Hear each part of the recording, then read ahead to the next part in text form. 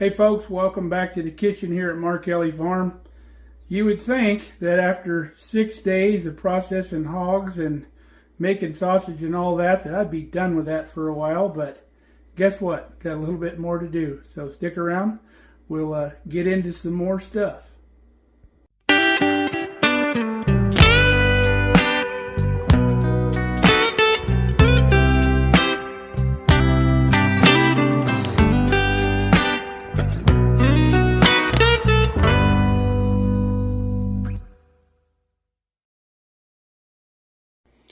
So I got these casings left over from making our Portuguese linguiça sausage, and I didn't want them to go to waste.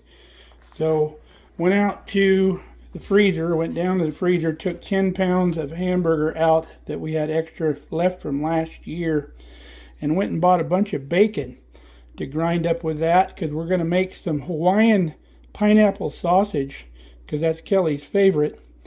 But we're going to try to get it done with all this. We've got the bacon to add to the mix, so there'll be a little bit more moisture because this is pretty lean ground beef. So first things first is we got to grind all this bacon up. To get this done, we have our KitchenAid grinder right here. We're going to grind it all up into this bowl.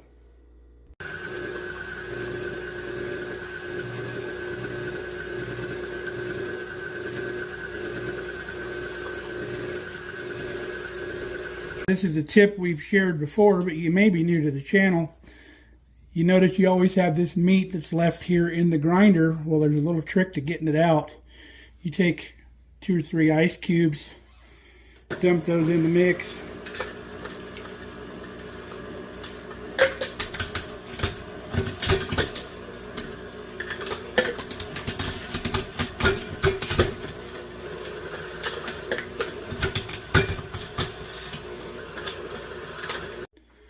So quick and easy, there's our 10 pounds of ground bacon.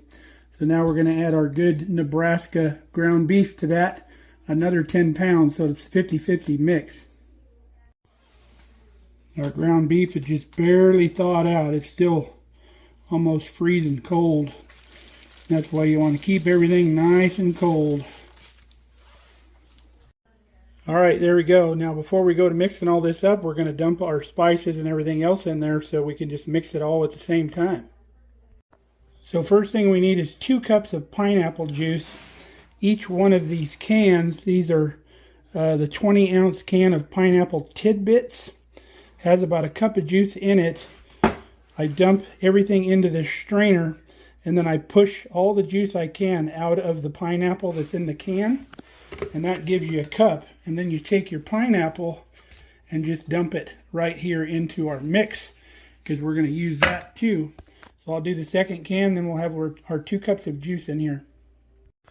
Okay, we've got 2 cups of juice exactly, so now we're going to start putting our dry spices into that juice, because that juice is going to help distribute the spices in the mix. First item is 1/3 of a cup of kosher salt. I heap it up just a little bit because it's kosher and it takes up more room in the measuring cup. Next thing is 3 full cups of brown sugar.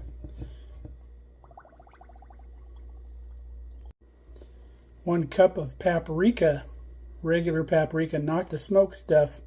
Now if you weren't using the bacon in this mix, you could probably use the smoked stuff, it'd be fine, but we're going to be smoking this sausage too, so really no reason to waste the good stuff, just use regular paprika. And we get 4 teaspoons of our #1 meat cure. Some people call it Prague powder, whatever. There's a #1 and a #2. You want to make sure you're using #1. There we go.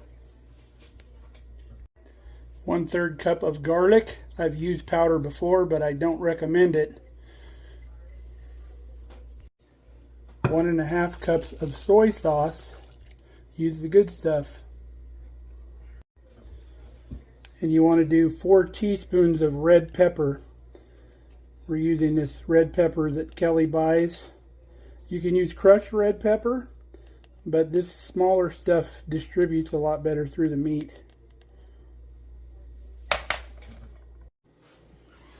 Now we're going to give our spices a mix. Get everything incorporated into this bowl.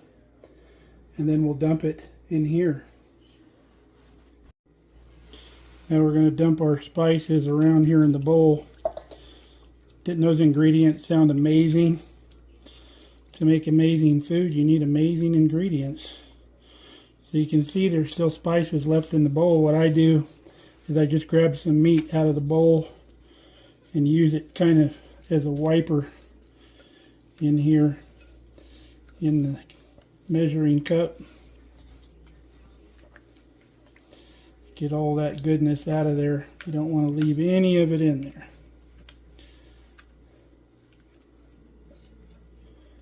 There we go.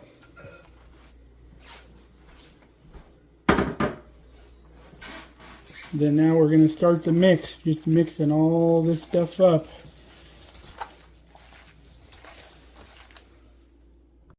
Alright, we gave our mixture a super good mix. So now we're going to go put it in our sausage stuffing can right here. We'll load the casings and we'll get to making sausage. Now, one thing you'll want to know if you're starting to gather stuff to start making sausage and stuff like this, this is supposed to be a 20-pound stuffer. And I have found with every stuffer I've ever purchased, they are always undersized to what they claim they are. So we just mixed up 20 pounds of meat, and you can see there's still literally 8 pounds left here in the bowl. So if you're going to buy a stuffer, make sure you buy it like 10 pounds more capacity than what you were wanting. Okay, now we're putting our casings on to the stuffer.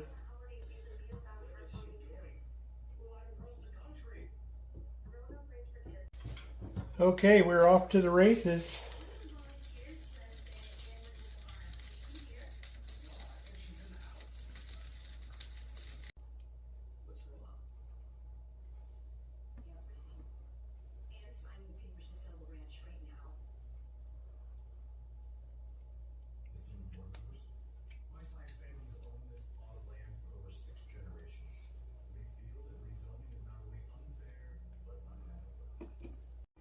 Well, look at all that gorgeous sausage. That looks so good.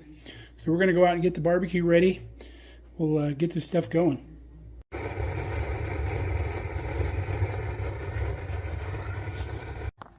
Okay, we have the fire going and we've got our sausage on the grill here, just waiting for some clean smoke. Get that fire going real good. We've learned that 20 pounds of sausage is perfect for this grill. We had 30 pounds on here last time. It was just too much. Everything was touching, and I don't like things touching when I'm smoking sausage like this. So once the fire gets clean, we'll close this up. I got to go get a thermometer to put in here so we know when we reach about 155, I think we're going to go to. Okay, we've got our door closed, and our temperature is rising. We want to cook around 200, 250, somewhere in there.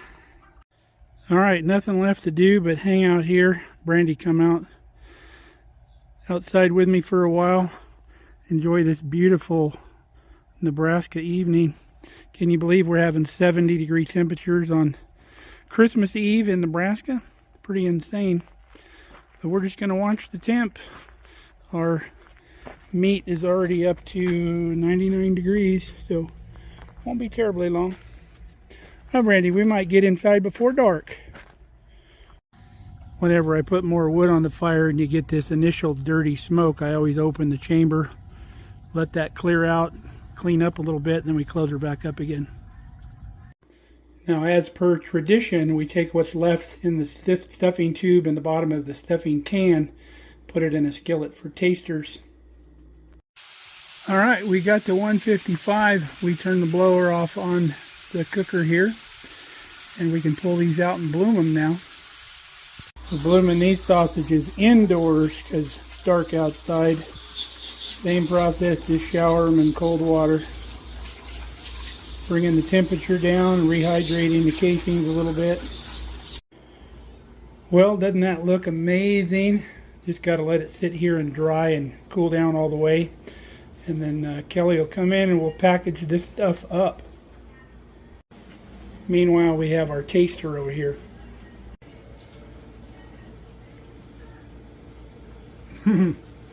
Boy. I wish you could taste and smell that right now, folks. Absolutely amazing. Incredible. Kelly is sealing them up. We've got them cooled off and dried up so they'll seal. Well, we got 14 packages ready to go in the cooler. Get these cooled down. Some of them are going to go in the freezer. We had 3 left over, so I'm cooking them up to put them in the fridge cooked.